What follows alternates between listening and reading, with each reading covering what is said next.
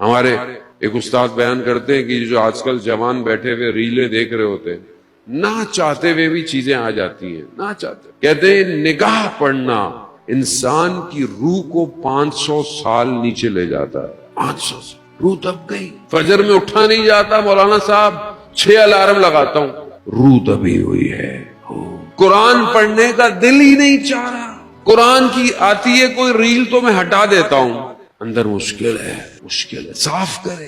چوتھی چیز، جب آپس میں بیٹھو بیٹا تو اپنی زبان کی حفاظت کرو، کہ جب انسان آپس میں بیٹھتا ہے تیسرے کی برائی کرتا ہے، چوتھے کی غیبت کرتا ہے، کیا کر رہا ہے؟ مولا متقیان کہتے ہیں کہ انسان اپنی زبان کے پیچھے چھپا ہوا ہے، جب زبان کھولتا ہے تو پتہ چلتا ہے، تو ہم کیا ہیں، جب ہم بیٹھتے ہیں پتہ چل جاتا ہے۔ اللہ نے حکمت کو، حدیث ہے، 10 حصوں میں جب تقسیم کیا، 9 حصے خاموشی کے ہیں، سکوت کے ہیں، سکوت، خاموش رہو، نہیں بولنا ضروری، نہ بولو، ضروری نہیں ہے کہ ہر بحث میں اپنا حصہ ڈالو۔